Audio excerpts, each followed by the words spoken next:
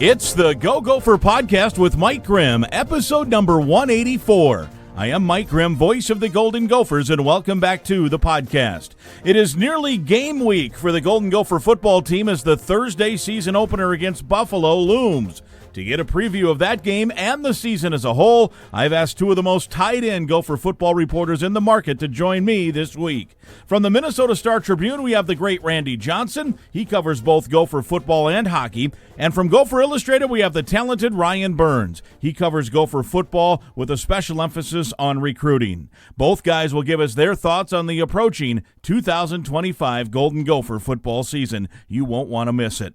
Our Go Gopher podcast is presented by alumni-owned Sunbelt Business Advisors and True North Mergers and Acquisitions. If you're a business founder planning to exit your business, start by contacting Sunbelt Business Advisors and True North Mergers and Acquisitions. Sunbelt serves more businesses up to $5 million in revenue than anyone, and True North M&A serves companies with revenues up to $150 million. Get a confidential, no-cost, no-obligation business valuation started today.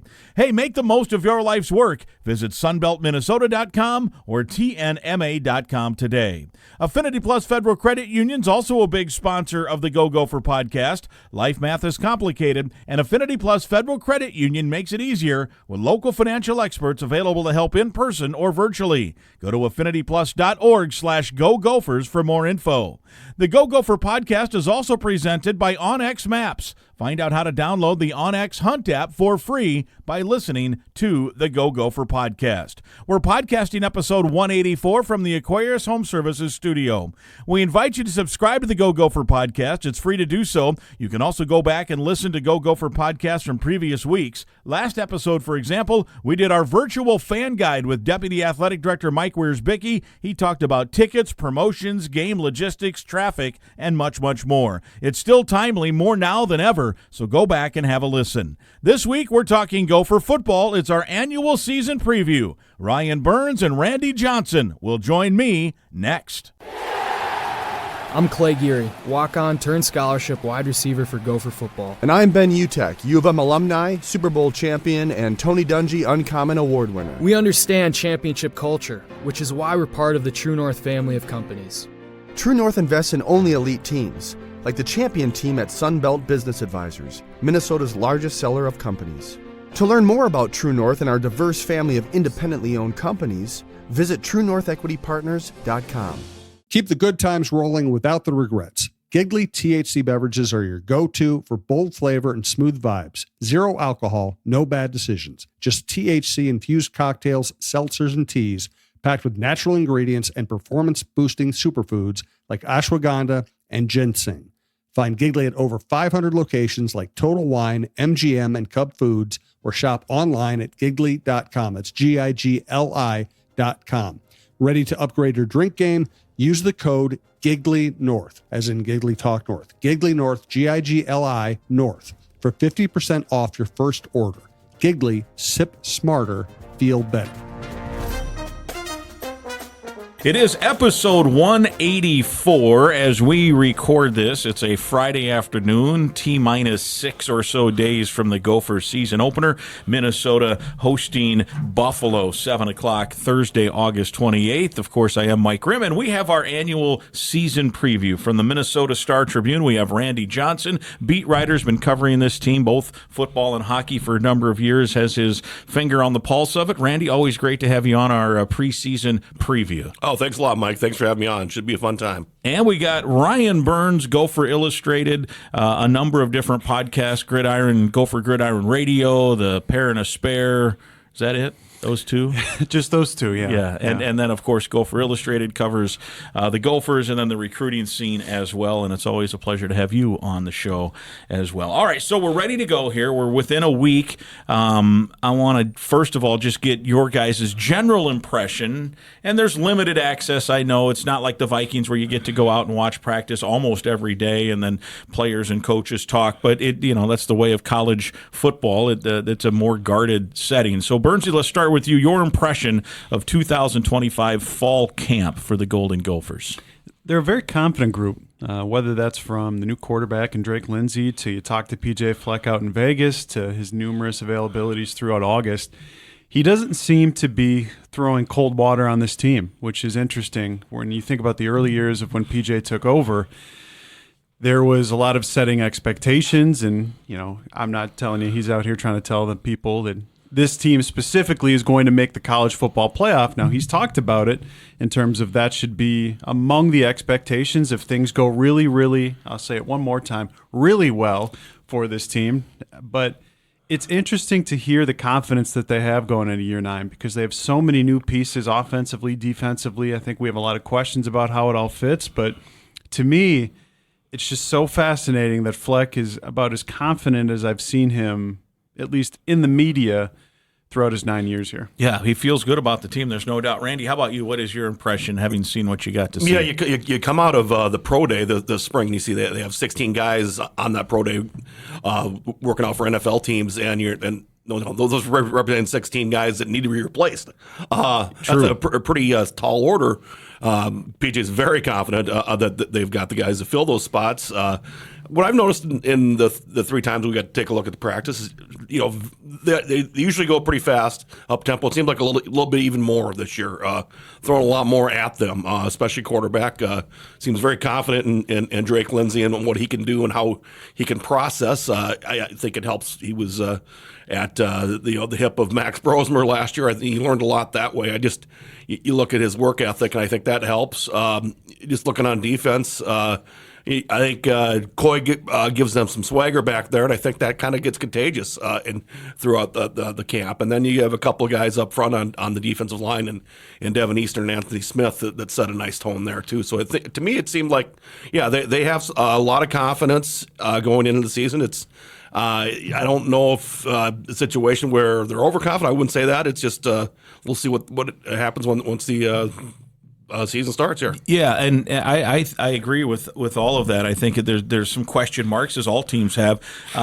And in Bernsey, and you're talking about PJ's kind of demeanor and how he's talked. I think he's always talked about how connected the team is, and right. I'm like, well, geez, it seems like this is about the 5th straight year. He goes, this is the most connected team I've ever had, and so they get more connected each year. And he's always talked about that, but I do think there's a different way he's gone about just expressing that. Like, what can the result be from that? And the one thing, and I know I have a buddy from Wisconsin who was already giving me grief about delusional. What's this coach talking about? I actually kind of like it. I think it's kind of a cool way to go about it. And I use it this way. We were in Indy last summer, 2024, and we all sit there and we listen to all these coaches. Michael Loxley gets up from Maryland, and he's like, our goal is to make the playoff. And I'm not going to hold that against a coach for saying that, but I did internally think, well, this guy's kind of delusional. Thinks Maryland's going to make the playoff. And they ended up having a bad year, 4-8. They made some changes in different things.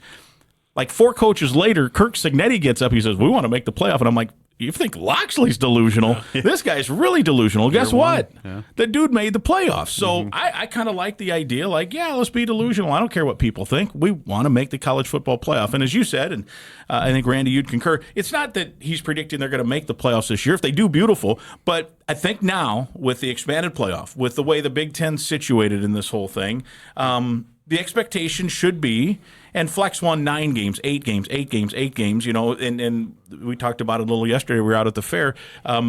He didn't suggest that he thinks at some point soon they should break through with another double-digit win season. I think that'd be helpful for the whole thing if they could do that, whether that's this year or down the road. But at some point, you contend for playoff berth and play meaningful games and do all of that. Well, and you look back, they had that year in 2019. Exactly. Had this system been in place, I'm not saying they would have got in. It would have been close, though. You slap a 10 and 2 on there, and they're going to get looked at pretty heavily by the committee or a Big Ten team. So yeah, it can be done. It just it hasn't yet.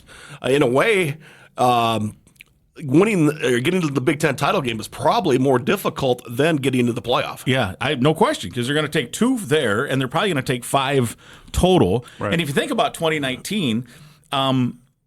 And how it compares to today, you got to eliminate the entire Pac-12. Mm-hmm. So all those teams are eliminated. They're in other leagues. Mm-hmm. So I think had it been set up today like it was, they would have certainly been in the play. 10-2 team's not going to get left out, a Big Ten team of a 12-team format, I don't think. Maybe. When it goes to 16, they'll almost certainly get in. So can you put a year like that together every, 5 or 6 years, at least once a decade, something like that? Mm-hmm. And other places, I think, are having to readjust how they believe. Because it used to be when we were, Burnsy, you're young. Randy, when you and I were growing up, it was always, like you grew up in Big Ten country, you wanted to make the Rose Bowl. That was the goal. Well, the Rose Bowl doesn't exist as we know it. The Pac-10 or 12 doesn't exist as we know it. So now, it's included in the playoff, and the Big Ten team will play in it, but it's just still a whole different deal. So now you're looking at the real goal is probably to try to get into that playoff, and can Minnesota do that? And maybe this is the year. And if it's not, I do think it sets up Minnesota's taking a little bit of a different path. Most teams that would have a redshirt freshman would say, let's go get a transfer, a starter for 1 year, like Minnesota did last year because they had a true freshman. But PJ likes the guy enough, Drake Lindsey, to say, we're not going to do that. They brought in a couple of transfers, a Georgia Tech kid who lasted 4 weeks, and then a kid who was at Boston College and now is here through Old Dominion in between. Now, will they have to count on him at some point? You never know. But they could have gone and gotten a starter. They could have pursued guys. They chose not to. It wasn't as if, we went after 10 quarterbacks and here we are stuck with Lindsey. This was on purpose. It was on purpose, and I think you even go back to the discussion of what's realistic for Minnesota with the college football playoff. I think twice a decade you should be competing to be that Indiana team where you're the startup that finds a way to 9-10 wins. I even look at last season. You finished 7-5 in the regular season. They just weren't very good in one-possession games. That's the difference between last year's team and 2019 to me is in 2019, Fleck has talked about it all offseason, they went 6-1 in one-possession games. Last year, they were 3-4. Think about if they don't play the sloppiest game of the Fleck tenure in the opener against North Carolina and Dragon hits that kick. Think about if they do finish the game against Penn State. Think about if they do win in Piscataway. 3 games that were one bounce, one thing away. You're looking at 9-3, 10-2, and then things are a lot different. But until they can prove that they're better in one-possession games, I think that's where we'll get into further. I'm a little skeptical that they can see the ceiling. Now, to your point about Drake Lindsey, there's a lot of different things they could have done. To your point, they did bring in some experienced guys from the portal to compete with Drake, but they feel very good about Drake. Those guys were never really going to be starters. They weren't Max Brosmer level quality guys brought in to be the guy. They were brought in to push Drake Lindsey.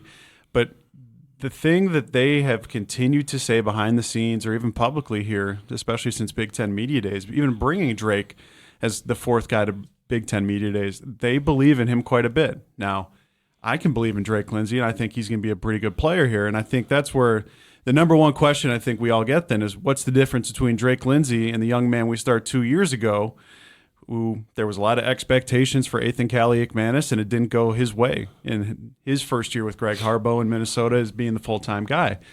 I would say just the processor upstairs for Drake, the amount of time he has put in this offseason, I talked to him about it at Big Ten Media Days. He spent 2-3 hours a day on the board, writing plays, going through it, doing tests from the offensive coordinator, Greg Harbaugh. It's not going to be smooth sailing for any redshirt freshman in especially for Minnesota in the Big Ten.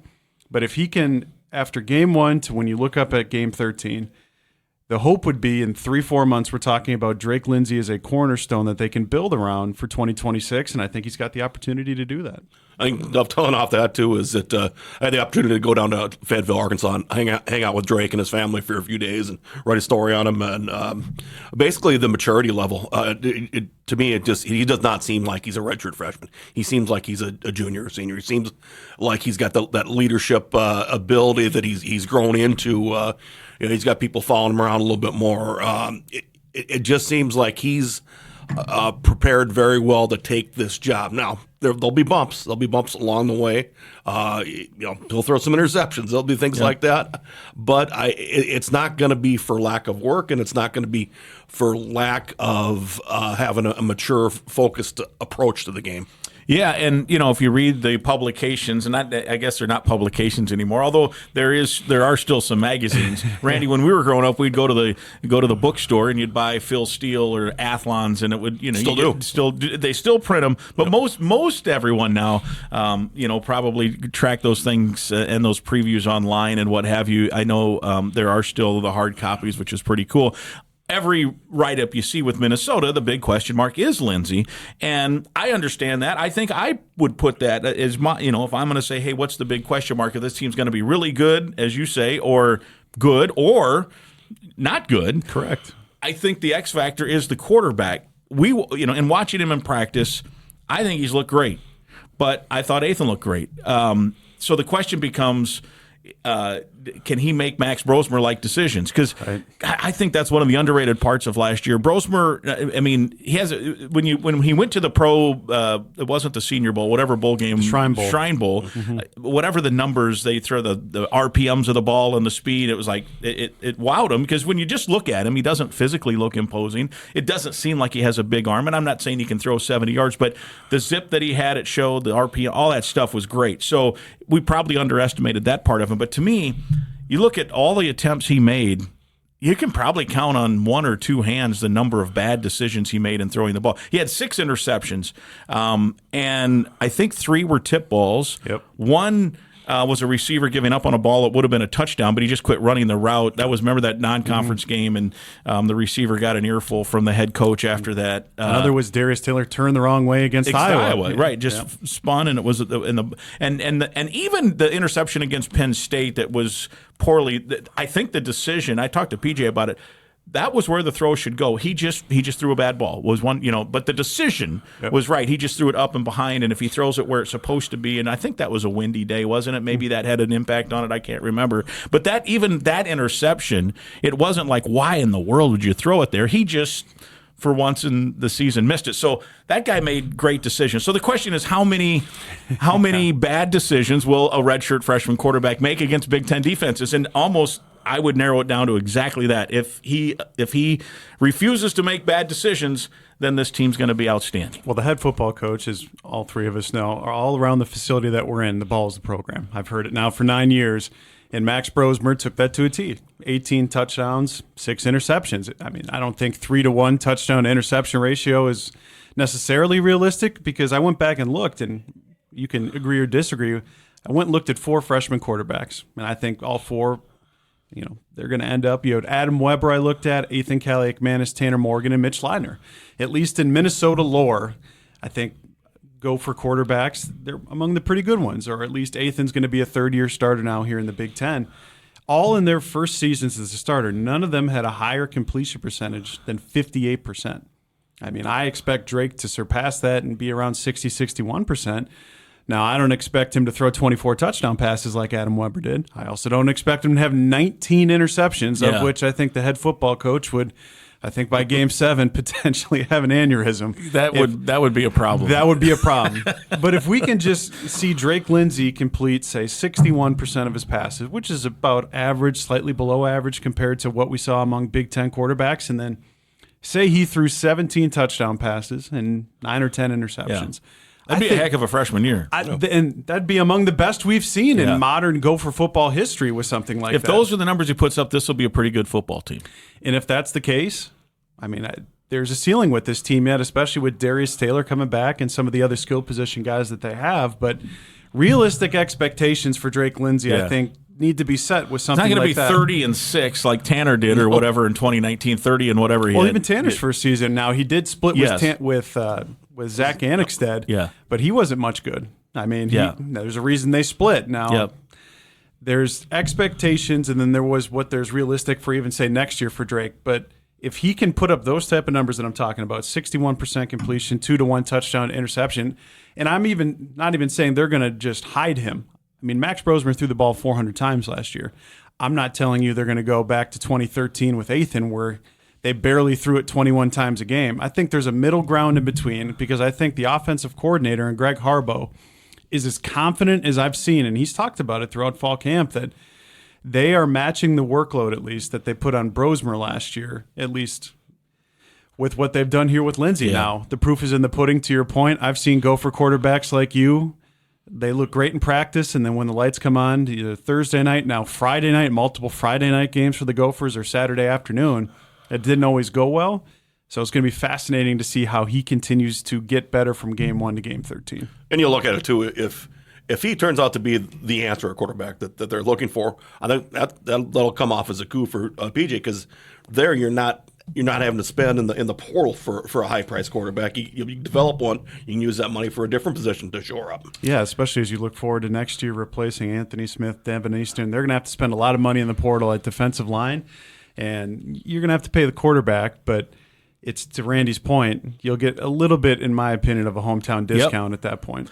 And at a place like Minnesota, if you want to compete, as you say, Bernsey, for a playoff position a couple times a decade, the approach might have to be, and I'm not saying this year is a take your lumps year, but you might need a 3-year starter quarterback, and in that third year, he's got 4 or 5 guys with him on that side of the ball. They've all been together. They took their lumps at one point, and then you make your run. That's like the MAC teams, right? The MAC teams will do that. Sure. They know they're taking the dip, and then the coach is going to say, all right, we're going to ride with this quarterback. When he's a senior, I'm going to win 10 games and go get a Big Ten job. Right. Mm-hmm. I mean, I'm not saying that's how Minnesota. You don't have to take a dip. Right. But I mean, they don't expect that. They like where they're at this year. But I do think sometimes at places that are hoping to punch themselves into that conversation, you might have to say, we need to wait till we have a senior-laden team with a 3-year starting quarterback. And in today's environment, Randy, there aren't many 3-year starting quarterbacks. If you're not starting year 1, you're transferring to a spot you can start. Yeah, it's really something how the transfer portal just changed everything.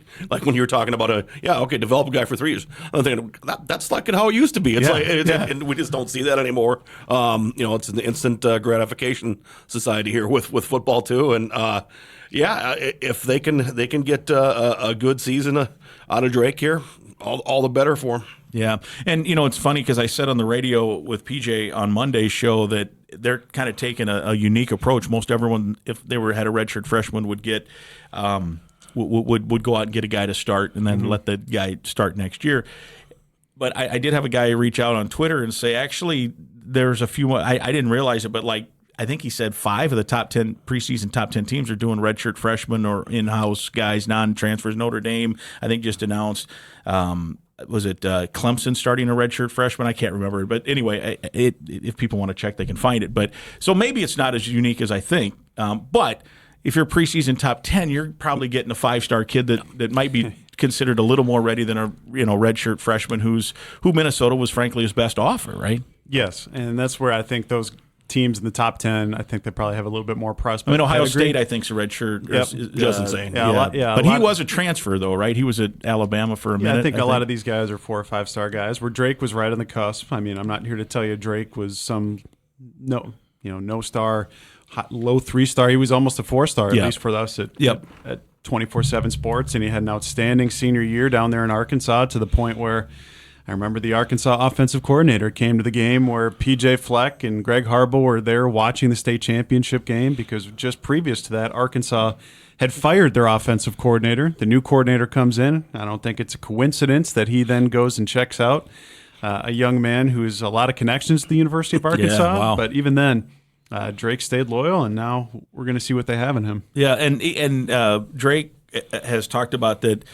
That was, everyone was nervous if you're kind of pulling for the Gophers to keep the kid. Mm-hmm. And he's kind of poo-pooed that. It really was not close. Arkansas still didn't really come after me that hard. They were just kind of around, and it was I never really, who knows really how it was. But sure. I know probably the Gopher coaches were nervous, but to hear Drake tell it months later, Arkansas really never did become a factor. So yeah, it was kind of interesting when I was down there on that trip to interview Drake and do the story. His high school is literally across the street from the University of Arkansas. He's from Fayetteville, Arkanssa, of all exactly. places. And so the whole family, going back to Grandpa who played for the Vikings, Jim Lindsay. Yeah. That started it all. They're a very prominent family there. You could say Arkansas boosters. His sister played basketball for the Hogs. Basically, getting him out of there and Arkansas not going after him hard until late. It was just a situation where it just worked out perfectly for the Gophers. Greg Harbaugh, did a great job of developing that relationship with him. Yeah, and he had mentioned we had Drake in this very room on the podcast in early July, and he talked about PJ was sitting with his family in that championship game, and that he's kind of used that now as the fact that Arkansas kind of snubbed him a little bit as some fuel to the fire, and that he had been in Minnesota before to come to Vikings games because the family, of course, was Vikings fans, and he had been at U.S. Bank Stadium a couple times. And I forget that schools, Burnsy, you would know, there were a couple of Group of Five offers, maybe Colorado State, I can't remember exactly, Boise or somebody was in the mix there. UNLV, I believe it was. And all of a sudden he started hearing from Minnesota, and it was sometime around, he had just been up here to watch a Vikings game, and he's like, well, this would be a fit, Minnesota. And they have a Zoom call, and they're going to they say, we want you to come up to camp, and maybe we'll offer you, and we just want to see you. And then he said, like 3 hours later, Harbaugh called back and said, screw that, we want to offer you now. And so, the rest kind of is history, as they say. Yeah, I mean, he grew up, as you guys said. I mean, there was 3 words. It was Woo Pig Sooie, and now he knows Sky U Ma very, very well. And yeah, I think it would have been very interesting if Arkansas had come in sooner, but they obviously didn't, and I think it's a good thing for Minnesota. All right, let me talk about Affinity Plus quickly, and then we'll get back to our season preview. We want to thank Affinity Plus, your local credit union, proudly serving Minnesota since 1930. If you're a current Gopher student or a proud Gopher alum, that makes you eligible to join this financial that wants to build a meaningful banking relationship and put you first. You can meet with local employees at any of their branches statewide. There's one right near campus here in Minneapolis. To learn more and find other ways to connect, visit affinityplus.org/Go Gophers, affinityplus.org/Go Gophers. Affinity Plus Federal Credit Union, federally insured by NCUA. We want to thank them for their support, as always, of Gopher Athletics and longtime support of the Go Gopher podcast. Coy Parrish, we haven't mentioned him other than just briefly when Randy mentioned his impression of the spring. He's the most high-profile player, first team All-Big Ten, led the league in interceptions last year while starting 3 games. It was really not a every down player until, 3 or 4 weeks into the year. So now I pose to you, we'll start with Randy. Now we know from the start that this guy's going to play probably most every play on defense. He's probably going to play some on offense. He'll be in the return game. How good can Coy Parrish be? Probably as good as he wants to be, and as good as they'll let him be, depending on number of snaps he gets, especially on offense. I'm sure that's not. We're probably not looking at a Travis Hunter situation here, right, where he's playing all the time both ways. But they want to get the ball in his hands, and good things happen. We've seen when the ball is in his hands. So they'll find a way. You look at practice. He seems like every other swing pass you get, nice gainer. He go deep a couple times for long gainers from Drake. It seems like they have something there that can work. And now I imagine they have quite a few other wrinkles that they haven't shown yet. Wouldn't be surprised to see him at a Wildcat quarterback a little bit there. There's plenty of ways to use him both as a productive player or even a decoy. Yeah, I agree. My impression, I have no inside knowledge, is that he will play defense as normal, like most every down. There may be 1 or 2 sub packages that he comes out, but if he's healthy, he's going to play defense all the time. Like, I don't think this is going to be, let's take him out. We're only going to play him 80% defense so he can play some more offense. That's not the way I take this. He's going to be a starting safety and play normal, and then whatever we can work in on offense, we'll work in. So, Burnsy, I know you track reps and you track plays and you do all this. If I were to set the over-under at 18 offensive plays a game on average for Parrish, would you take the over or the under? Easy under. Under. I think there's going to be a middle ground that they're going to find with Coy on offense, to where you saw last year what Travis Hunter did. I think this gets thrown around too much. But Travis Hunter's he was 40 offensive plays. Yeah, I mean, I think he's a once in, and I think this term gets thrown around too often in this day and age, but once in a generational type of player in that regard, where he's such an elite level athlete. And Coy is one of the best athletes in the Big Ten. I think Travis Hunter was even surpassing that, which is why he was a Heisman candidate. And the number 1 or 2 pick, whatever it was. Yeah. To do what he did offensively, defensively is something we haven't seen in 30 years. Yeah. So I think a more realistic line for him offensively is probably 10 snaps a game. Okay. I think what you saw, say, Jabril Peppers do at Michigan, where he played probably a handful of snaps a game. Now, I think when you look at what he did at Michigan back then, 5-6 years ago. He played around 50, 55 snaps each season offensively. I think for Coy, I'd set the over-under at about 100 snaps in terms of on offense by the time you look up after game 13, which comes out to around 8 to 10 snaps a game. Mm-hmm. I think that's more realistic, but I do think him playing every game offensively for a series or two or for a package or two. And that's where the next question would be, well, is he just going to be a gimmick then? I think that term gimmick gets thrown around. Gadget is what PJ says, yes. Where it's like you can use him as a guy who gets an end around or a swing pass or a certain type of screen. I also think Coy Parrish is actually a pretty good receiver. But the thing is, he's also a dang good safety, of which specifically you look at free safety. We've seen some great players, especially here in the Fleck tenure, from Antoine Winfield to Tyler Nubin, and I think Coy Parrish is going to be the next one. But it's trying to balance how many snaps can Coy get? Because you also have to remember he's an all Big Ten returner. Mm-hmm. And that's going to be an additional 4 or 5 hits that he's taking a game in the kick and the punt return game. So I think if you look at how I think they should look at it, it's defensively he's a great player.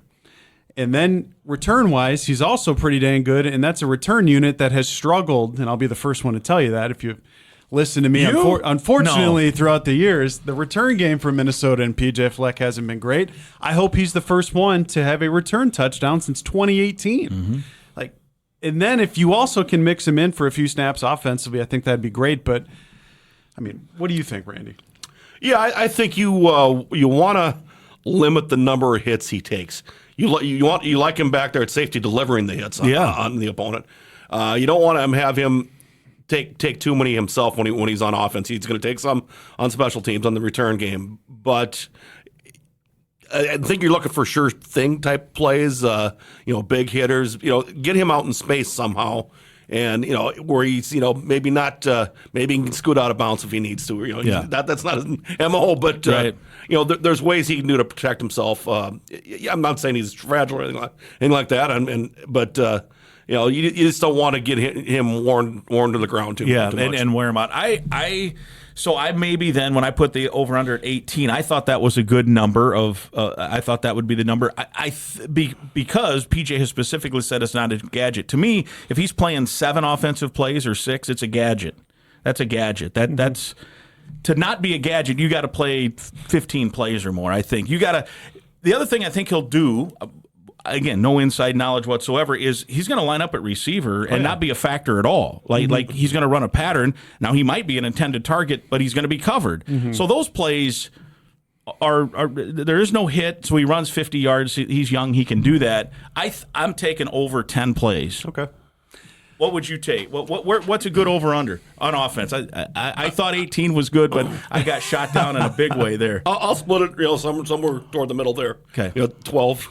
Right in there. Okay. Well, maybe I'm low just because maybe they do also end up taking him off the field defensively some, because I would also say if there's a position group defensively that can withstand it. It's Kerry Brown, who I think is a player that isn't getting talked about enough at safety. People forget that I think he was the freshman of the week in the Big Ten before Coy Parrish was last September when he had his 2 interception game. They also like Aiden Gooseby quite a bit, who played really well for a stretch. They're really high on the young man from Shakopee and Garrison Monroe. You've got a lot of bodies back there to where if Coy needs a series off because of what he's doing in the return game, or maybe he just got done playing an entire series on offense, you can afford to take him off the field and slide some pieces around there. But I do think the term gadget or gimmick, you and I have a different definition of it, and that's totally fine. Yeah. I think a lot of the listeners do as well. But I think you can see him line up outside at receiver and run a post, of which we saw when BTN, the public was here, he catch a long touchdown pass or a long 60-yard pass in that aspect. You also can see him catch the ball and do a Chris Ottman-Bell type of tunnel screen, of which in 2019 against Penn State, I think a lot of people remember that one quite well. There's a lot of different things they can do, but I guess I'm a little bit hesitant compared to you two about how many snaps he'll actually see, because I also think they'll have some receivers that they like too. They do. They have a nice set of receivers, and so every possession he plays receiver-wise, you're taking somebody you probably like off the field. The other thing with Coy Parrish too is just the the fact that PJ is a guy we know that likes to play things close to the vest. Like, you can't get much info out of him, particularly relating to injuries or game plan situations or any no of that, kidding. right? Yeah. So, Mike, I've been a little surprised how open he's been about, like, well, we're going to use him. He's not a gadget. He's going to be out there. Like, normal PJ MO would be just to spring this on us. Like, nobody knows that Coy's going to play offense, but he's been open. So I wonder, part of it is gamesmanship here by him suggesting it's not a gadget, so that Buffalo, at least in the opener, and some other teams are like, ooh, we better devote some time to this guy. And to me, if he plays 5 or 6 plays, that's probably going to be the other team's going to, they'll have a segment on it. Like, we got to watch number 3 when he's in on offense, but maybe not. So maybe there is some gamesmanship there in terms of how he's framing it. I would say a little bit of that, but you know what? I think it's a lot of this too. He is an incredibly popular player. Yeah. He Build the has- hype? Yep. really- Small town kid from Esco turns down Ohio State Yeah. to stay at home. Yeah. I can't remember a more popular Gophers football player. That people just are so excited about. Yeah. Can you, Ryan? I mean, there's a lot of different players over the years, but the aspect of Minnesotans will know this. He's one of us. Yeah. And I do think even within people who live in the city or the suburbs, they still love a good outstate or whatever you want to call it, small town kid come in and do great, right? Yeah. There's Yeah. something This is Rozo coming throwback down to about beat me yeah, down. exactly. Yeah. And it's- he's really good. I think you're right, Randy. Probably at the end of the day, PJ wants to hype his player. And look, I'm not, again, it's stupid to even talk about, he's not going to be Travis Hunter, but it doesn't mean next year he couldn't be, or next year he couldn't. Like, if he has another really good year and he plays some offense, he's going to be on some lists for Heisman preseason look next year. So some of this all might be by design to keep this guy going. On the flip side, I'm surprised that PJ doesn't try to keep it so low so the price doesn't keep going up on name, image, and likeness of what they might have to pay him to continue him playing here. I think we all would agree Coy Parrish is among the most well-compensated players here at the University of Minnesota, and I think the dollar here for a kid from Esco goes pretty far for the way he likes to live his life, and I think he enjoys 3 things in life, and that's football, number 1, and I think he's becoming a pretty good golfer, of which him and Drake Lindsay played 3, 4, 5 times a week, of which Drake Lindsay's the first one to tell you he's beat him every single time. Yes, he's like 46-0, I think they said. And then he also loves video games. He showed me at Big Ten Media Days he's played one specific video game over 5 months of his life. One specific video game. So he doesn't have all these different types of passions, but the things he does love, he can do here in Dickeytown. Yeah, and as Randy said, he's a very popular guy. So let's hope he has a good year. Health, that's the concern when you're devoting that much energy to so many different things. But it looks like he's a kid that can handle it. Let's do some speed round stuff. Biggest factor for this team to be a success on offense is what, Bernsey? Drake Lindsay. I mean, it comes down to the most important position in football to me now. I think you also could pick offensive line too, where you got 5 brand new starters. But if the quarterback plays consistently well, now there's going to be games in which he doesn't. It's the life of any redshirt freshman quarterback. But if Drake Lindsay can start to show the promise that so many around this program continue to beat the drum that he can be, I think you're going to see them surpass that 6.5 Vegas win total. What do you think? Yeah, Randy? quarterback, obviously, the ball's in his hand every offense, but how that offensive line gels together, I mean, that's going to be the most important. That determines your running game. And as PJ keeps saying, the running game is quarterback's best friend. So get the line going, get the running game going, and that gets the quarterback to be a lot more accurate. Yeah, and even PJ yesterday, and he's done this a couple of times, has tried to take some of the pressure off Drake. When he spoke at the fair yesterday, he talked about it's not about Drake, it's about everybody else being good. And there's truth to that, but it's about Drake. Multiple things can and will be true. Mr. Yes, it's Fleck. about Drake. If he's good, this team will be good. All right, biggest factor on defense. Randy, we'll start with you. To be a success. I'm going to go up front again in the defensive line. They have 2 studs up there, in Anthony Smith and Devin Eastern. Now, what do they get from other guys? I mean, Jalen Logan Rennie, he'll be a big help, a veteran there too. What do they get depth-wise? How is that going to be? How does Jackson Howard develop this year? Does he develop into a better run stopper? That type of situation. Behind those guys, like a Riley Sunderman, how is he going to develop this year? Yep. I think they need that depth to develop to be able to be dominant. I would tell you that as much, we've spent a lot of time talking about Coy Parrish. I think the best player on defense is Anthony Smith. Now, I know that's probably going to come off as a hot take, but I think Anthony Smith is the one that continues what will be the 7th consecutive year Minnesota has a top 64 overall draft pick, because he's coming off the quietest I can remember 11.5 tackle for loss season in the Big Ten, of which no one's still really talking about Anthony Smith here locally.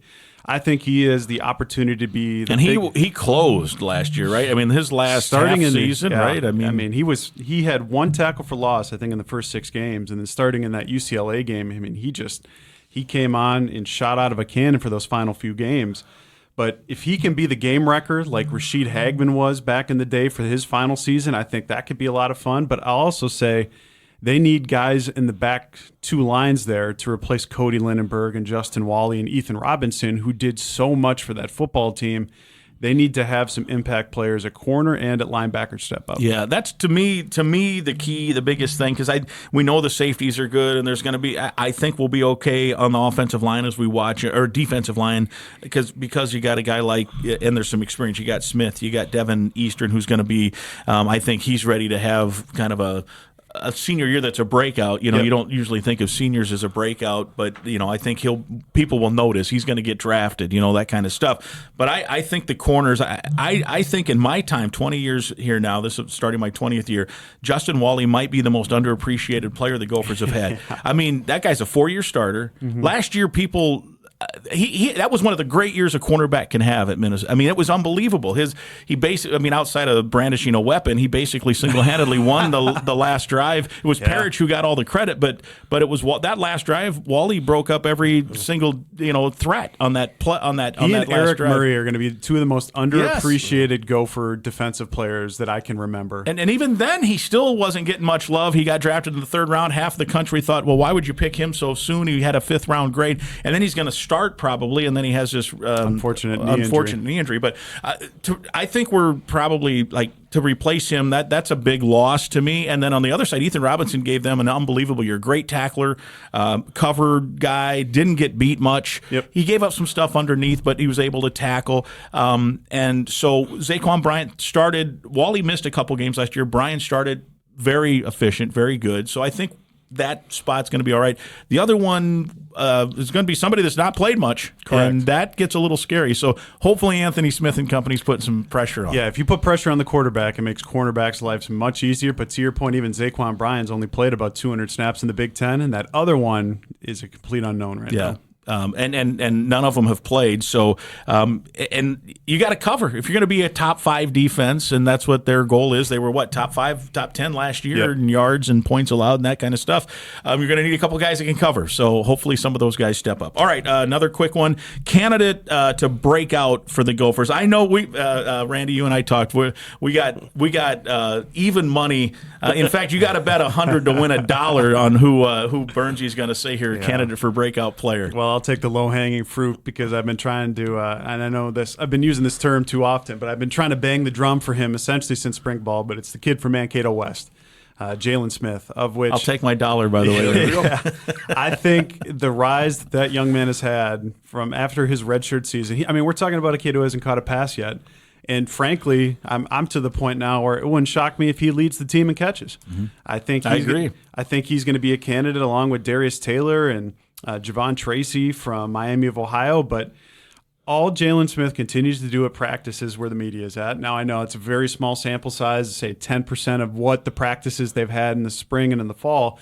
All he does is make plays. He's catching deep balls. He's making every consistent play. Now, I don't even know if he'll start come the first game here against Buffalo, but I know I want to be early on Jalen Smith because when I asked PJ about him at Big Ten Media Days, he brought up a couple of names like Corey Davis and Rashad Bateman in terms of guys that have it. Now, I think we're a year too early. I'll be the first one to say that as the captain of the Jalen Smith hype train. I understand that, but I think that young man from Mankato West has a very bright future. Twice this week on the radio, PJ has now made him, he literally said it's a combination of Rashad Bateman and Tyler Johnson.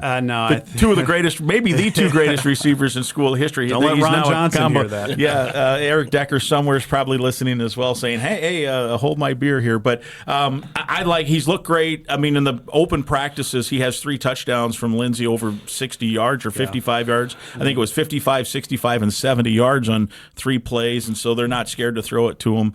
The scary part is it did come against Gopher cornerbacks, which was my concern. Correct. It was a good separation, let's put it that way. So good news, bad news on that.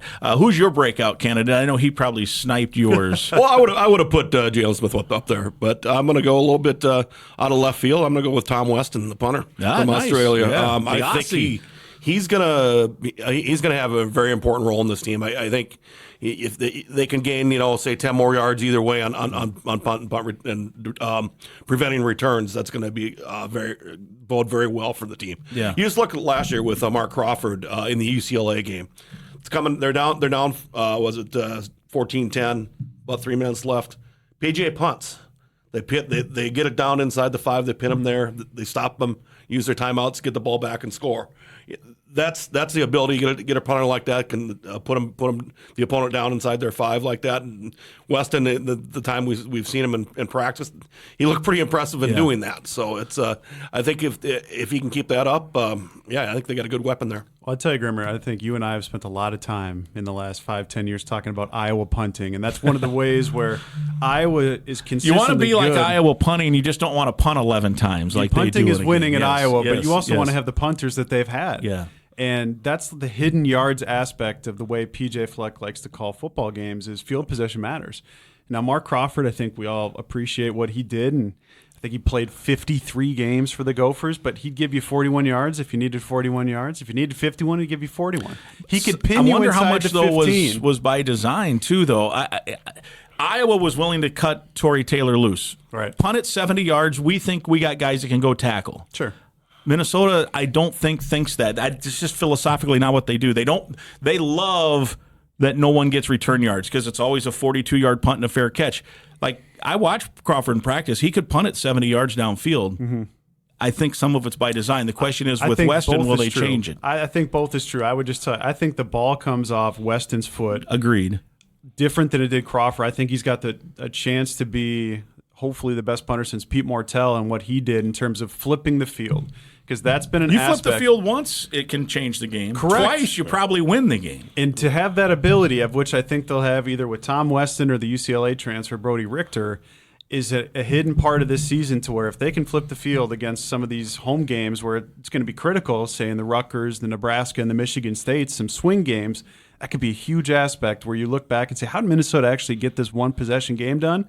It could be Tom Weston's right foot. Yeah, good call there, Randy Johnson on the breakout player. One more quick sponsor mention, then we'll wrap up the podcast here shortly.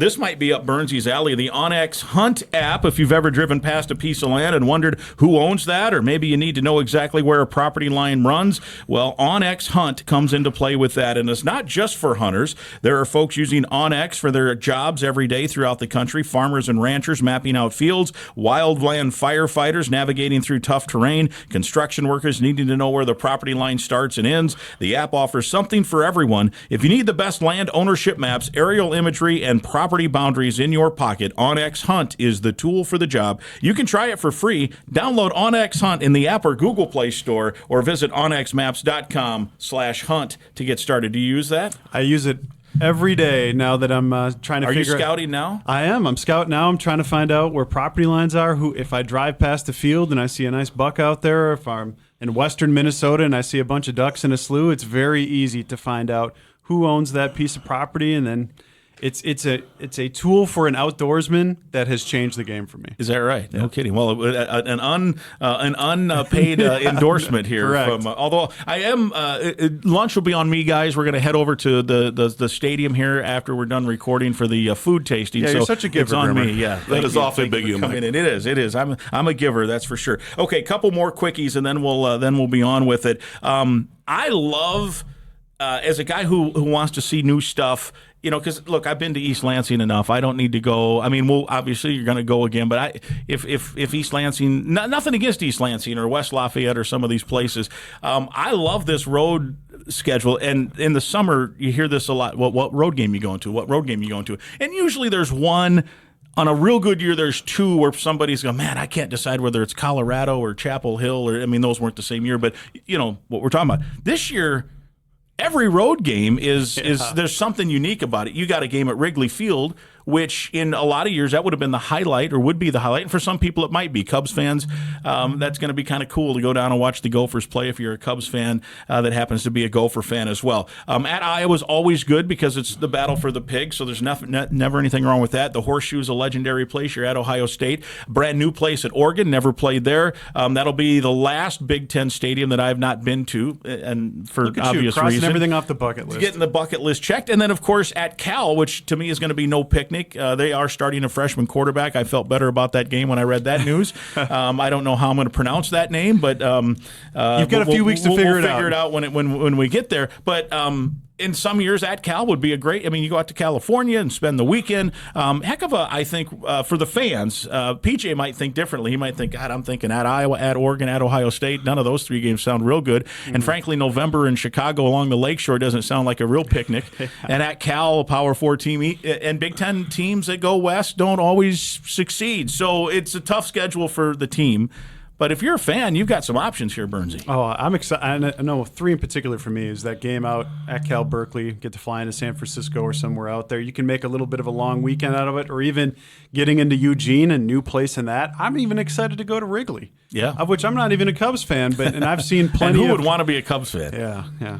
We're not flying the W in this studio, no. unfortunately. If we have to hear that stupid Cubs song when they win, I love going to Wrigley and watching as a grown-up Cardinal fan and now kind of a converted Twins fan, having lived here and watched them every night blow the bullpen lead.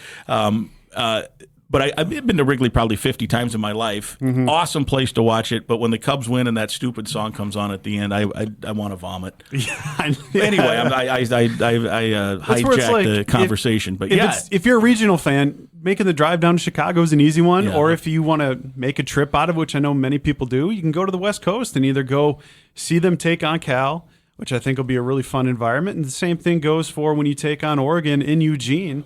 Gophers get a bye week to prepare. The Oregon's got to go take on Iowa in Kinnick. You're calling the upset? I'm not calling the upset. Just calling the upset, Randy. Randy, take it away. I'm looking forward to the two West Coast swings because places I've not been to before. So that's nice. And Oregon, you want to see what that program's all about, and all that Nike money out there and their facilities, and take a look at that, and that'll be fun. Ohio State's always a good trip to go to one of the sports cathedrals. Yeah. It's always fun looking around that place. It's a very conducive road schedule for fans that like go doing these road trips. I've heard people who are thinking about taking the train down to Chicago, doing it that way. Yeah. It'd be fun. Everybody would love that except Royce. That's one of Royce's all-time great bits was when he and his wife were taking a train and he was live tweeting the trip. They ended up buying Southwest airline tickets to come back. They said, we're not taking the train back. I don't know. That had to be 5-6 years ago. Yeah. I think they were going to a Cubs game, in fact. Okay. It was great. What I like is that, a couple years ago was North Carolina. Before that, Colorado, Oregon State, PJ's first year. You're getting your fans a chance just to look at different places around the country and see what that's all about. And most of the time, these college towns are fun. I agree. Yeah, I think it's a good, attractive road schedule for sure. Last one. Let's the Vegas over under 6.5. Yep. Bernsey, what do you have right now? Gopher on August 22nd at 12:22 p.m. What do you have as the Gopher record for 2025? I got them at 7-5 right now, and in that prediction, I got them 2-3 in one possession games, which last year they were 3-4. I've got them losing some games to places like Nebraska, Michigan State within that, of which if you told me today Minnesota wins those games, I'd probably believe you. I mean, it's very plausible, but it's how does Minnesota probably be favored in at least one? I would imagine they'll be favored against Michigan State. We'll see how the hype train is on Nebraska when they come in. They could be a one-loss or undefeated team, right? Correct, and I'll tell you, and I'm sure every listener knows this, Minnesota, or at least PJ Fleck, is 6-1 against Nebraska. He knows how to get that team to give their A effort, especially at home against the Nebraska Cornhuskers. I just need to see, can they be better in one-possession games? Because they struggled, and they played a ton of them last year. Now they've got a redshirt freshman at quarterback. We've got questions about specific spots on defense. Until they can show that they're better in one-possession games, I think 7-5's a pretty good spot to be at. Randy? Oh, I've been going back and forth in this one. Might be a little bit overly optimistic on this. I'm going to go 8-4. Yeah, well, that's what I've got. Yeah. Well, I see both of you have. Nobody can see this because I know we're not on video. The maroon and gold colored Kool-Aid is all the way up to the brim of both your glasses here in the studio. That's what's in his glass right there. Yeah, that's all right. Kool-Aid. No, I think it's tough. You know, you are starting a redshirt freshman quarterback. That's one thing that makes me wonder a little bit, but. It's the schedule. I think sets up well. Key games. I mean, there are those one-score games that you expect. I think Nebraska is going to be one of those. It's going to be a swing game. I think Rutgers could be a swing game too. Yeah. You know, that's they owe them one, and I don't think they necessarily managed that game all that well last year in the lead up to it. Yeah. And I think they could maybe give themselves a little bit of mulligan and correct that this year. Yeah. Yeah, I agree. I think that was that whole week was a little weird, and then they end up laying an egg basically in that game, and they still probably should have won it, even though they didn't play very well in that game. But. Or even you look at the two rivalry games this year, when you have to go down to Kinnick. Well, the week before, Iowa plays the potentially number one team in the country in Penn State, and 2 weeks before that, or their second game before that, is a Wisconsin team, of which if I have to hear one more time from the Wisconsin media that after every single offseason workout, they did 42 push-ups because that was the amount of points that Iowa scored on them last year. I mean, those are going to be That's a good nugget. I had not heard that. Yeah. It was apparently you've heard that a time or two. Yeah. Or I just think even with Wisconsin, too, at the end of the season there, now Fleck is, 4-4 in the Axe games here, and it's 60. But he's won 3 of the last 4. Three of the last 4. We're talking about I think it's 63-8 in that series. It's crazy. And that Wisconsin team is going through a ton of change. They changed offensive coordinators. They're going from the Dairy Raid to now 2 and 3 tight ends like everybody's used to.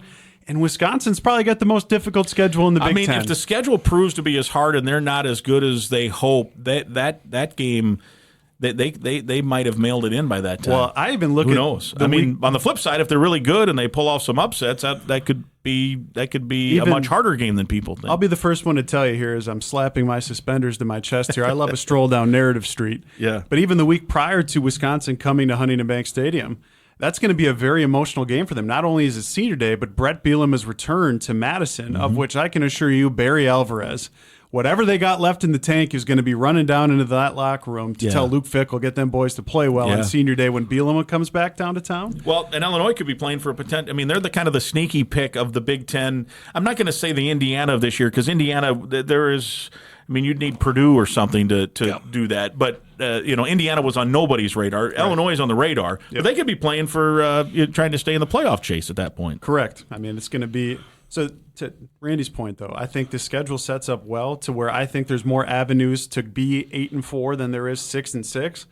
But Drake Lindsey and this offensive line and this defensive line hold the keys to whatever the ceiling is for this Gopher team. And last thought is people – like PJ has been good enough now. I talked with him a little bit about this yesterday at the show that people are bored by 8-win seasons, which is pretty remarkable given the history of there's been some valleys here, right? And so he went 9, 8, and then step back. What year? 23. They made the bowl game at 5-7, back to 8 last year.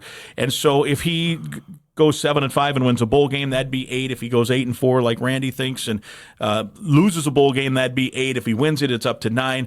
And the over/under is 6.5. So we're all over. But yet, I think people in this market don't appreciate and the new landscape of this Big Ten. 8-win year is pretty good now in the Big Ten. We have 100%. We have to embrace that. We have to say that is a hell of a year if you win 8 now.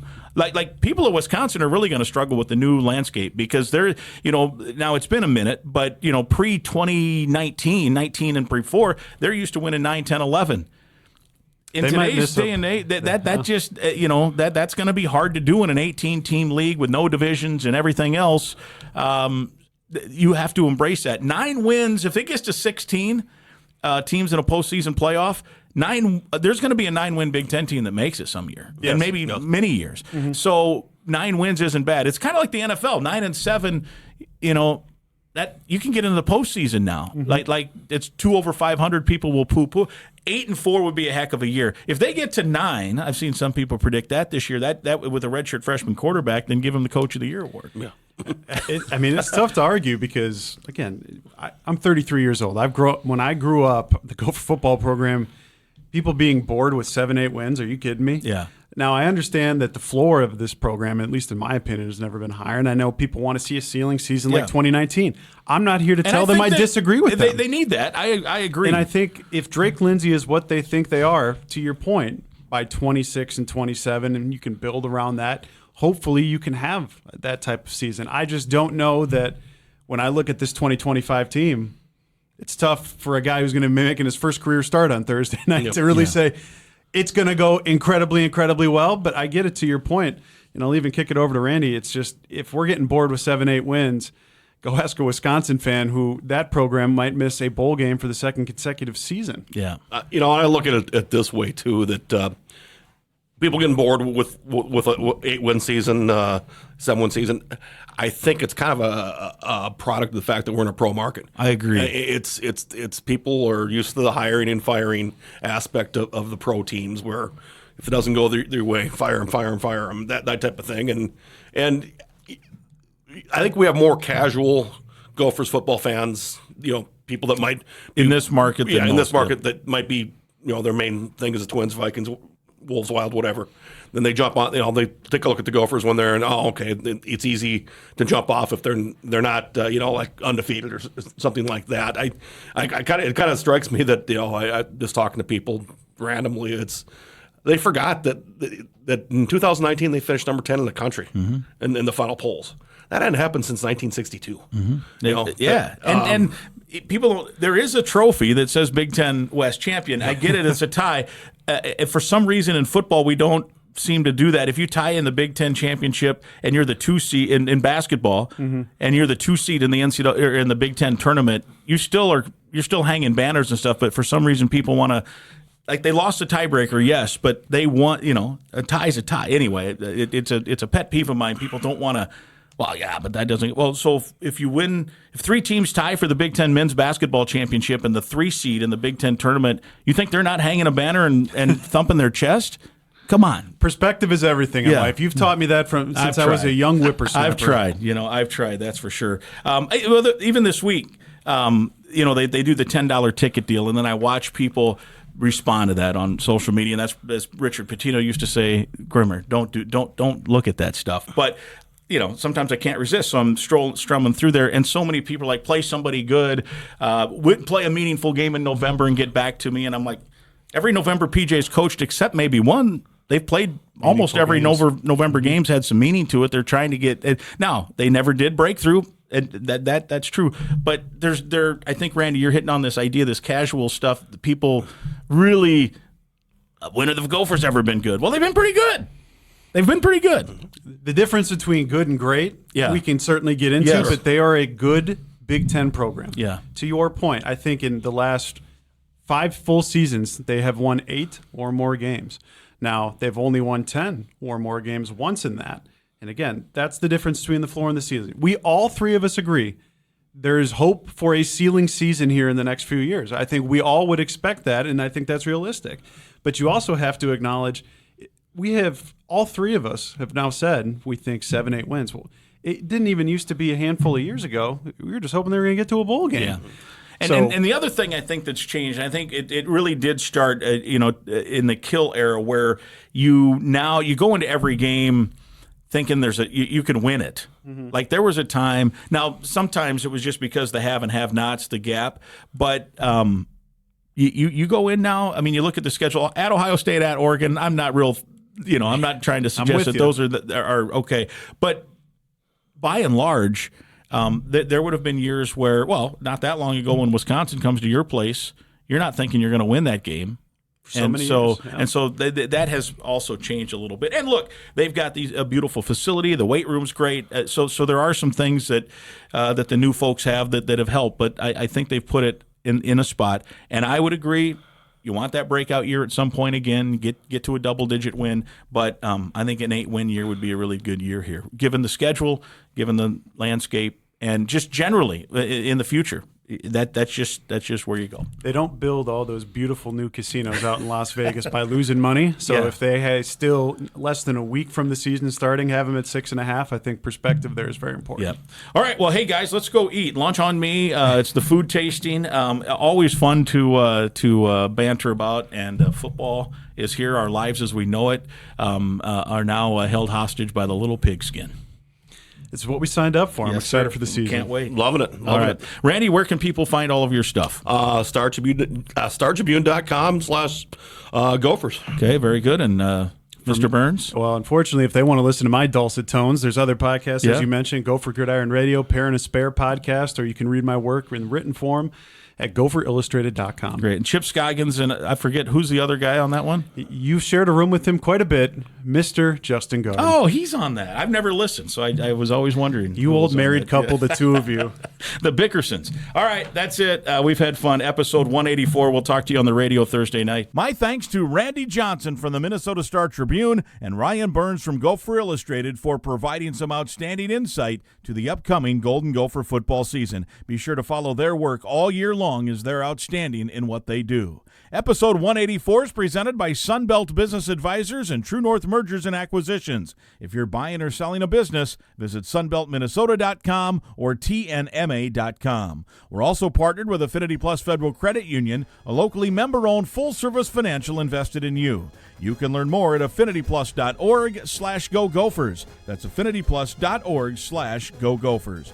OnX Hunt also sponsors the show. Happy hunting from OnX Maps. Again, I'd invite you to listen to past podcasts, and please be sure to click that subscribe button right now. It's free to subscribe and free to listen at any time. And please share the link to the podcast with others so they can subscribe and listen as well. And if you enjoyed the podcast, please let us know with some positive feedback on your social media channels. We'll talk again next week.